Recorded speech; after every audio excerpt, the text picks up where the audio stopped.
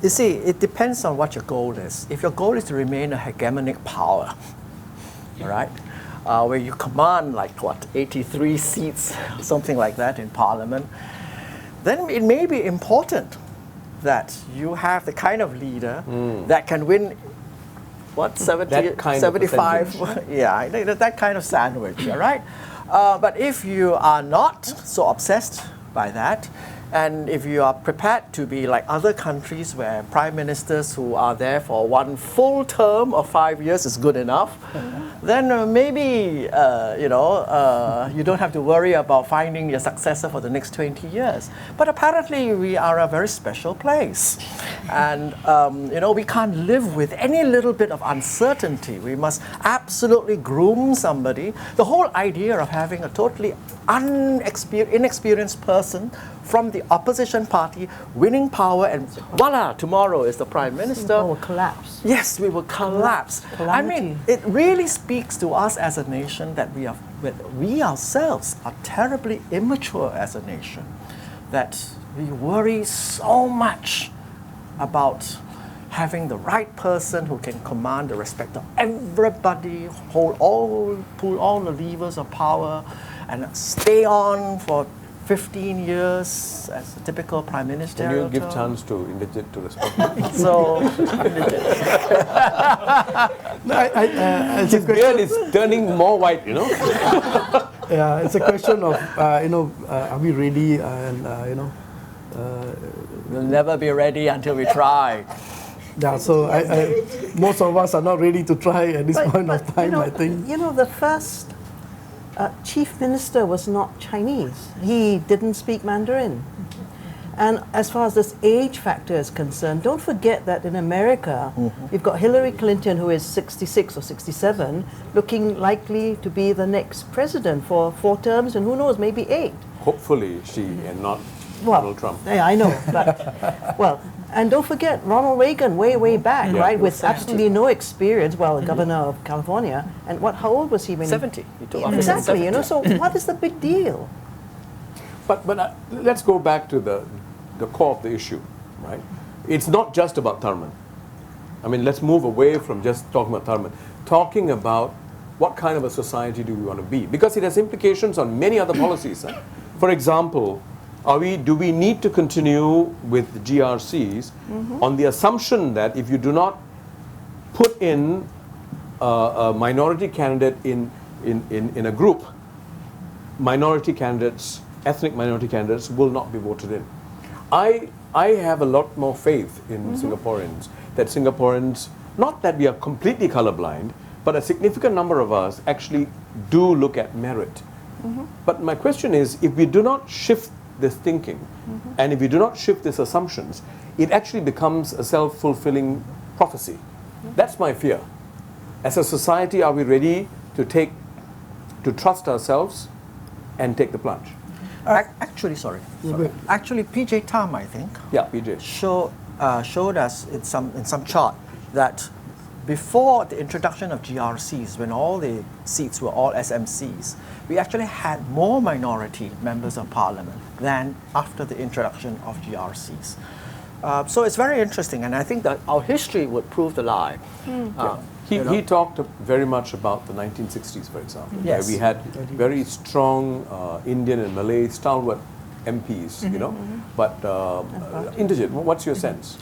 If you look at when we had all SMCs, and you look at the vote difference between a Chinese and a non-Chinese candidate, there was a declining trend for the non-Chinese candidates. When was this? 80s? This was in the 80s, and so I think that's when Prime Minister Lee Kuan Yew got concerned about minority representation. So we did see a slide, but things are changing. I'm quite confident that things are changing, and if we leave it to the young generation, the 4th or 5th generation, I think it will be different. But that slide didn't occur because the electorate rejected the non-Chinese candidates. That slide occurred because the PAP didn't choose enough non-Chinese candidates. No. We had non-Chinese candidates like Dhanabalan, for example, who saw votes but he still got elected. He got elected by a narrow margin. against a candidate that was not as qualified as him. Well, I Maybe guess it has nothing to do with race. Yeah. Actually, that's Walter. You are the baby on the panel. Okay, I mean, maybe let's unpack this a bit, right? So let's go take a step back. It may have been true that in the 60s and 70s you had minority candidates who are more than capable of getting elected in their own merits. But you also have to remember this is before there was widespread homogenization of the population through HDB's ethnic quota policy. So you still had very widespread ethnic concentrations in Singapore in the past, and you can get minority candidates elected in those areas. But we are no different from most other countries in this regard, which is if you look at any country with minorities, minority candidates tend to do well coming from areas where there are, in fact, majority minorities, as it were. They don't do so well when you're asking them to be elected in an area where most people don't look like them. And that's just how it is, right? I mean, if you're saying that Singapore, can we do better than these countries, some of whom have had, many more years than us of basically trying to integrate their population, I'm not sure that we can achieve this as handily. So I think that's a challenge that we have to admit is a real challenge, basically. So again, I'm not saying, obviously there are minority candidates today in the PAP who could get elected in any ward. I mean, like DPM Tharman, like for one, but how many Tharmans do we have, right? I mean, that's a bit of an issue.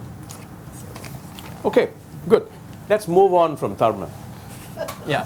Let's hear from the audience if there are other concerns that you have, or maybe even a wish list of what you'd like to see this government with a stronger mandate focus on, not just about economic policies, but anything, any area you'd like them to focus. Yes, microphone please.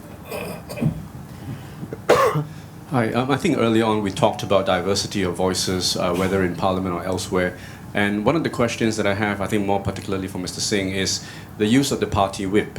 And I mean, despite the fact that there is a majority of PAP MPs in Parliament, is it realistic that the whip could be lifted more often than not?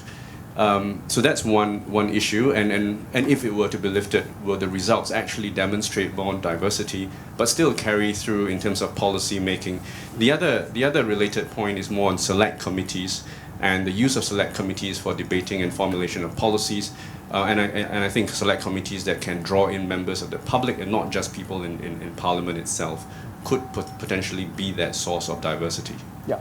Before Indigit you ask, I'd like to hear whether there's anybody else who'd like to comment on this related issue. No? Okay. Yes. I think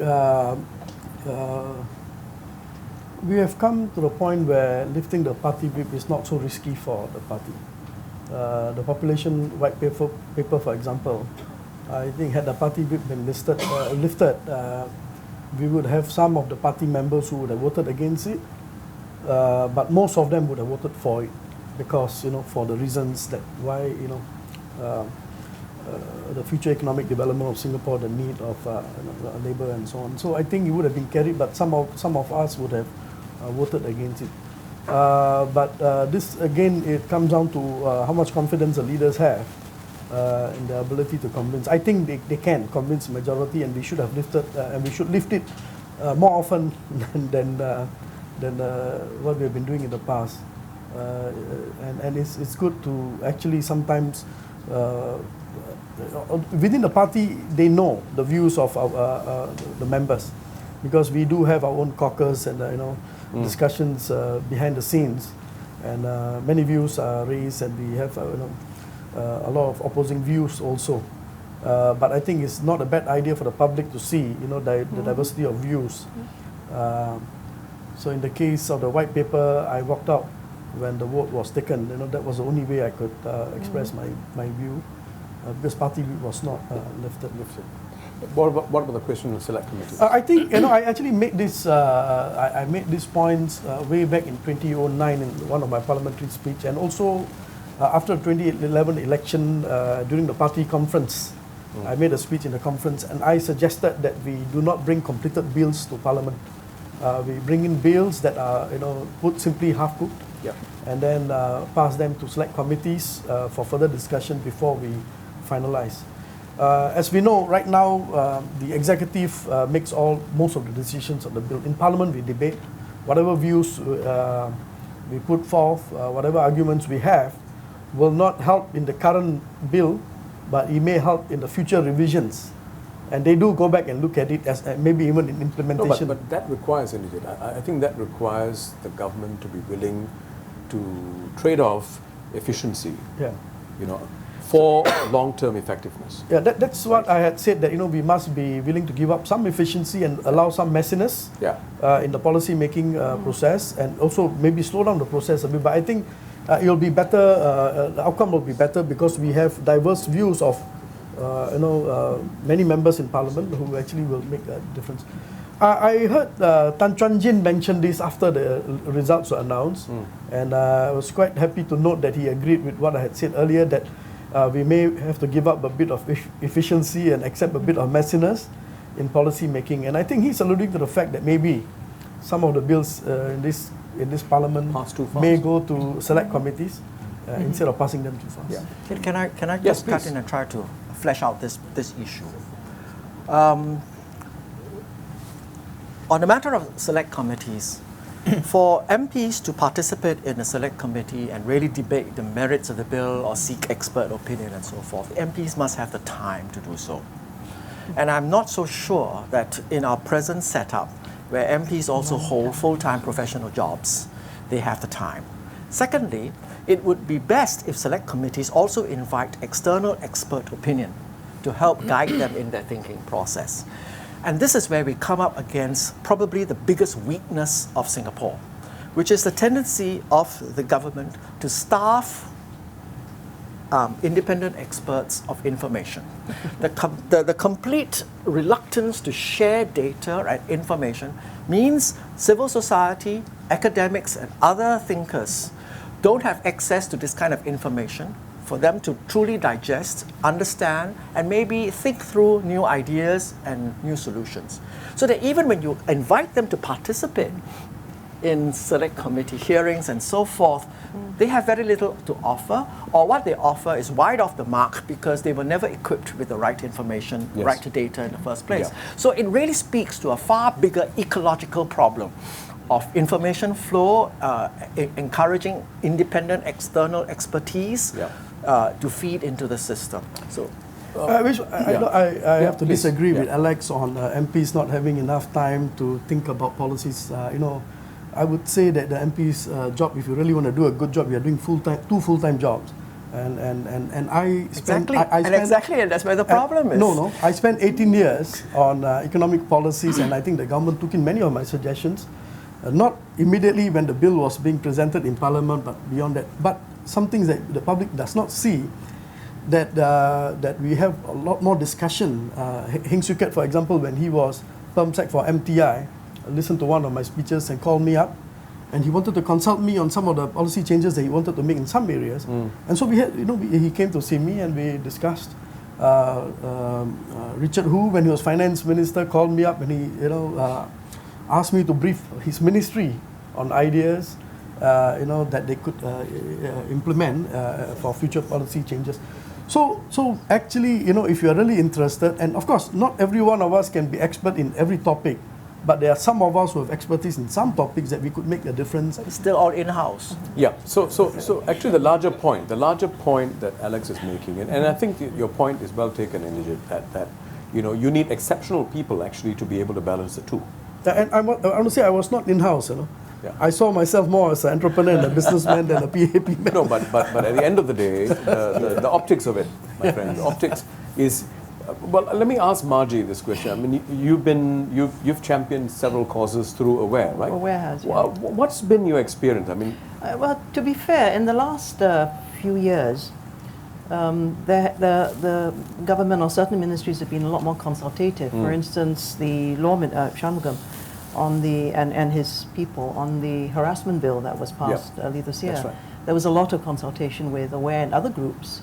And we have been able in the last few years also to have this is Aware staff, volunteers, having closed-door dialogue sessions with several ministers, not all. So they are more receptive. so even the ministers made time. Yeah. Not I mean, it's just- not a everyday occurrence, Sure. it's like once in 2 years or 1 year or something like that. But they're more open to this than they used to be. Yeah, I would think so too. Yeah. My own experience, has also been that, it's a lot more open, but it's not there. We're not This is there a yet. long We're way to go still, far from yeah. there. But the general point here is that if you want to engage people, you need to have a free flow of information. It cannot just be to select people. You know, if you really want to engage a lot more people out there, because it boils down to trust.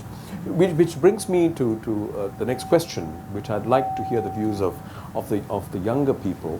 You know, do you feel that while the government expresses interest in wanting to engage people, hear your views directly, every time there is a harsh treatment of someone who speaks up, the younger generation tends to pull back? I mean, I've heard this from a few young people I've spoken to, right? The way Amos Yee was treated, right, had a chilling effect on a lot of younger people, you know. I personally didn't appreciate Amos Yee, but then again, I'm in my 50s, right? I don't appreciate my daughter when she speaks to me in a certain way, right? But the truth is, what is often referred to as a sledgehammer approach, a hard approach. What's the effect of that on engaging younger people like you? Could we have your comments, please? Come on, speak up. Scared already. Spare speaking up. Yeah, that's the answer. So what's the question? The question is, you know, the government takes a hard stand on certain issues, right? Yeah. So, for example, Roy Ngung, you know, Amos Yee, you know, and so on. What's the sense? Let's hear from a few more comments from the audience first. Yeah. I feel like the Singapore environment is very clinical, very I don't know if the right words, antiseptic. So it's very Not messy. we have our views, but we tend to hold back. And I personally am not aware of what channels are available to air them without repercussions. Yeah. So you're concerned about repercussions, are you? Yeah, I guess. Yeah. Yes, lady behind. What progress have we made?